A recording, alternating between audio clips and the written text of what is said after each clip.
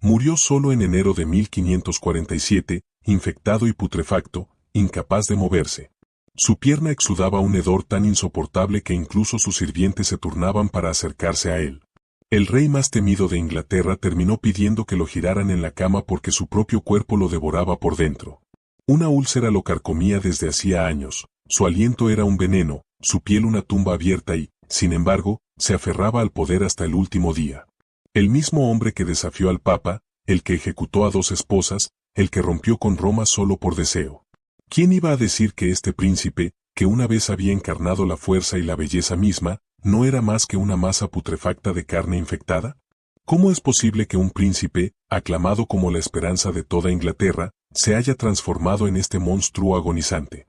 Y mientras los gusanos se abrían paso en su carne aún caliente, su imperio temblaba. 6 matrimonios, un reino dividido por la religión, una dinastía en crisis. Esta es la historia del hombre que quiso reinar sobre Dios y acabó pagando un precio demasiado humano. Para entender el horripilante final de Enrique VIII, debemos remontarnos a una historia trágica y fascinante.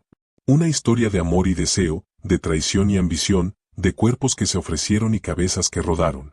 Porque antes de convertirse en monstruo, Enrique fue hombre y su caída comenzó mucho antes de su enfermedad.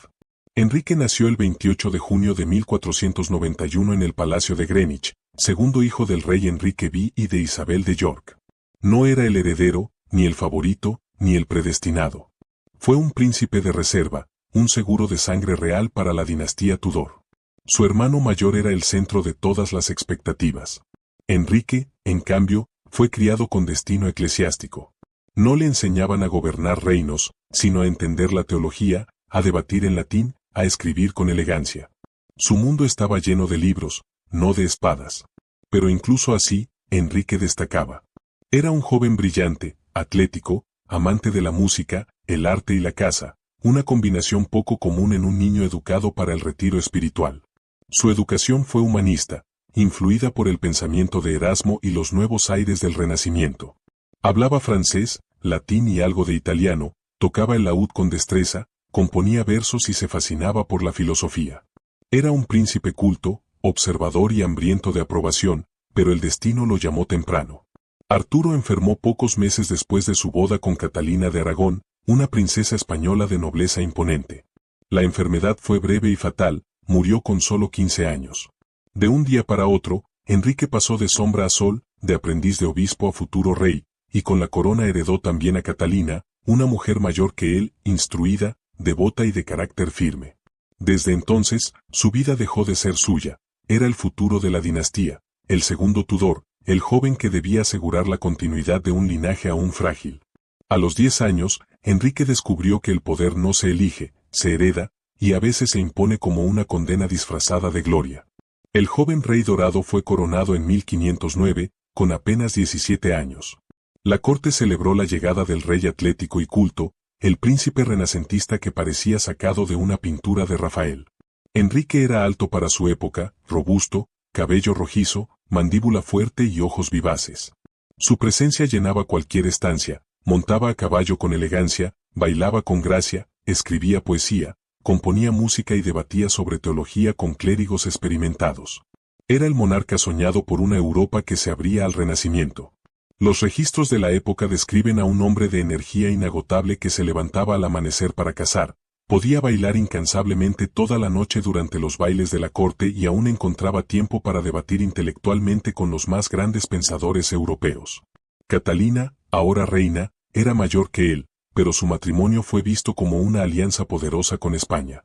Ella era piadosa, formada, hija de los reyes católicos.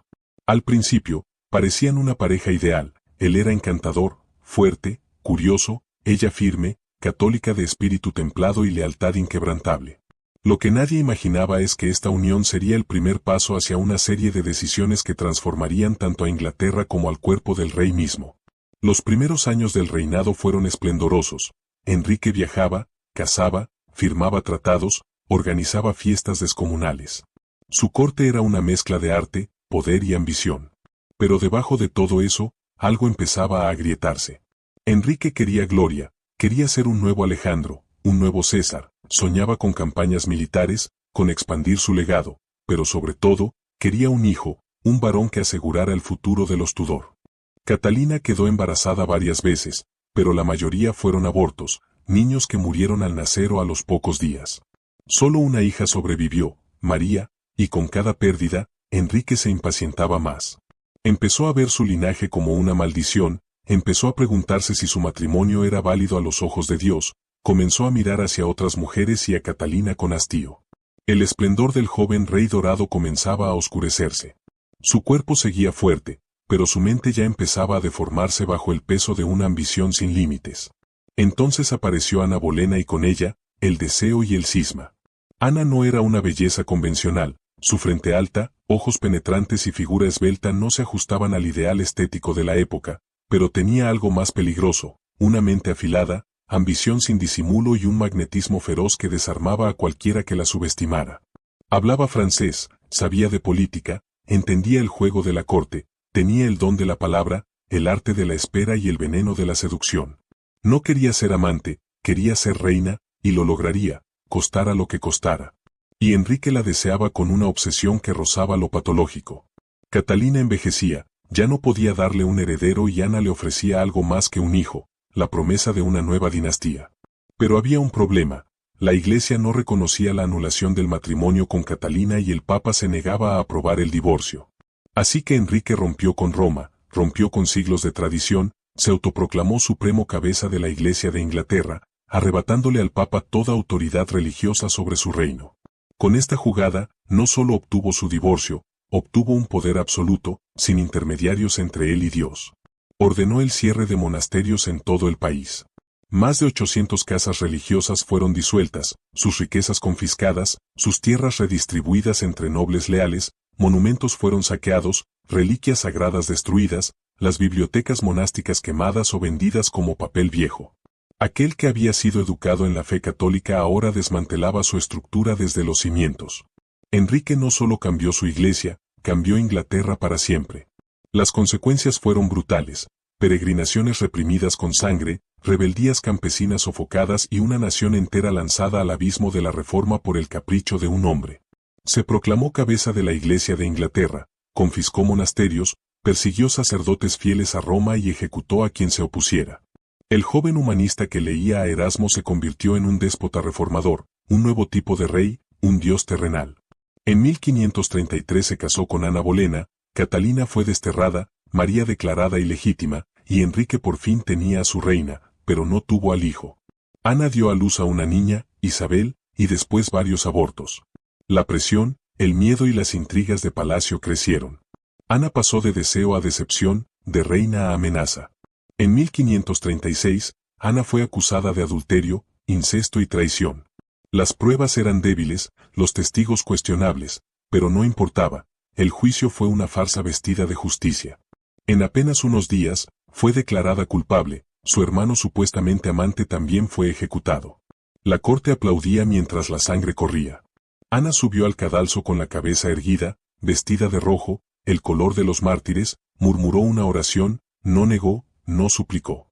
El verdugo, traído desde Francia por su destreza, la decapitó de un solo tajo, y el hombre que desató una revolución religiosa para casarse con ella ni siquiera asistió a su ejecución. Estaba cazando, riendo, celebrando. Ese mismo día cabalgaba hacia su próxima esposa, Juana Seymour. La pasión se había apagado, solo quedaba la maquinaria del poder y la urgencia de un heredero varón. Juana Seymour era lo opuesto a Ana Bolena en todos los aspectos, silenciosa, obediente, piadosa y prudente. No discutía, no exigía, sabía estar en segundo plano, y precisamente por eso, Enrique la idealizó desde el primer día. Era la reina sin escándalo, sin intrigas, sin aspavientos. Juana no brillaba, pero sabía esperar, y su momento llegó en 1537. Dio a luz a un hijo varón, Eduardo, lo que Enrique había anhelado durante décadas, un heredero legítimo, un varón, el símbolo de una dinastía salvada. El nacimiento de Eduardo fue celebrado con misas, banquetes y cánticos en todo el reino. Enrique estaba exultante, orgulloso. Por fin, sentía que todo había valido la pena. Pero la gloria duró poco. Juana murió días después del parto, víctima de fiebre puerperal. Su muerte fue un golpe brutal para Enrique. Lloró, se vistió de luto, mandó construirle una tumba conmemorativa, y durante un tiempo pareció humano y roto. Nunca volvió a casarse por amor. Lo que siguió fueron alianzas políticas, pactos de poder y matrimonios por conveniencia. El joven rey dorado comenzaba a desaparecer, sepultado bajo su propia leyenda. Su cuerpo antaño vigoroso empezaba a ceder. Su pierna, herida en un torneo años atrás, nunca cicatrizó del todo. Se infectó, se pudrió, el dolor era constante. Caminaba con dificultad, la herida supuraba y su hedor llenaba las estancias. El dolor físico hizo estragos en su temperamento, se volvió irascible, desconfiado, paranoico. Se alejaba de sus hijos, desconfiaba de sus consejeros, daba órdenes desde su lecho como un dios enfermo. Engordaba sin freno. Se dice que llegó a pesar más de 160 kilogramos, usaba corsés reforzados. El olor de su cuerpo enfermo era insoportable, pero aún así seguía cazando esposas. Porque Enrique ya no buscaba amor, ni compañía, ni consuelo, solo buscaba asegurarse de que nadie nunca pudiera cuestionar su poder. La cuarta esposa fue Ana de Claibs, un matrimonio diplomático arreglado tras ver un retrato que la mostraba bella y serena. Pero cuando Enrique la vio en persona, la despreció. Dijo que olía mal, que era poco atractiva, que no podía soportar tocarla. El matrimonio fue anulado en pocos meses. Ana tuvo suerte, no perdió la cabeza. Fue recompensada con una buena pensión y una vida tranquila en Inglaterra. De todas sus esposas, fue la única que sobrevivió a su rechazo. Después vino Catalina Howard, joven, muy joven, prima de Ana Bolena, impulsiva, alegre, seductora y, sobre todo, infiel. Catalina fue descubierta escribiendo cartas a su amante. El rey viejo y deformado se sintió humillado, dolido, furioso. La mandó arrestar, juzgar y decapitar. Otra reina al cadalso, otra tumba que llevaría su nombre. La sexta y última fue Catalina Parr, inteligente, discreta, estratega, más enfermera que esposa. Lo cuidó, lo soportó, lo sobrevivió.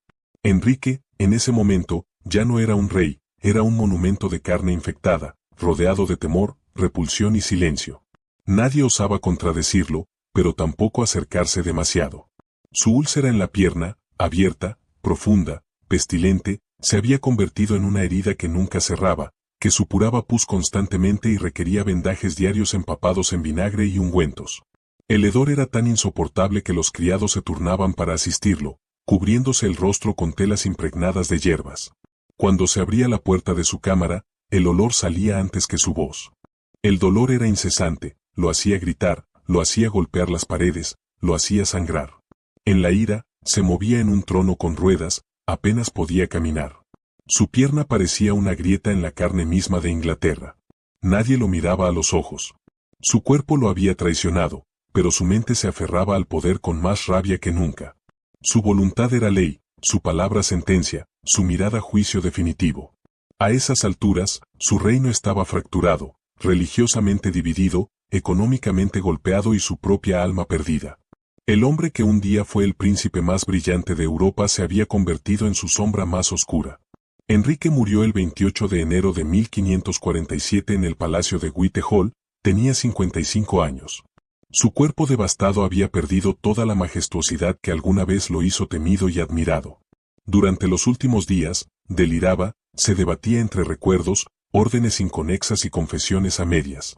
Pidió la presencia de Tomás Cranmer, el arzobispo que él mismo había elevado al poder, pero cuando Cranmer llegó, el rey ya no podía hablar. Solo le apretó la mano fuerte, desesperado, como si aún quisiera aferrarse a algo o a alguien. Murió sin confesar, sin recibir los sacramentos, sin el ritual sagrado que tantas veces reformó y negó. Su cuerpo era tan putrefacto que, según las crónicas, al ser trasladado comenzó a despedir fluidos que empaparon el ataúd. Su féretro fue sellado con urgencia. La carne del rey ya no era carne, era castigo. Lo enterraron junto a Juan Seymour, la única esposa que le dio un hijo, la única a la que dijo haber amado. Con su muerte terminó una era. Inglaterra ya no sería la misma. Su hijo Eduardo reinaría por poco. Luego vendría María y después Isabel, la hija de Ana Bolena, la niña que él nunca quiso como heredera y que se convertiría en una de las monarcas más poderosas de Europa. El legado de Enrique VIII no es simple. Fue un reformador y un tirano, un amante apasionado y un asesino frío, un príncipe culto que terminó como una carcasa vacía, consumido por sus propias decisiones. Quiso reinar sobre la religión, sobre las mujeres, sobre la muerte misma, pero al final, como todos los hombres, terminó solo. Y mientras sus huesos descansan bajo mármol y oro, su historia nos recuerda que hasta el más poderoso puede pudrirse desde dentro. Si esta historia te atrapó, no olvides suscribirte para descubrir más relatos impactantes de monarcas que cambiaron el mundo o lo arrastraron al abismo. En Ecos del Trono, te espera con nuevas historias reales y verdades que muchos prefieren olvidar. Buenas noches,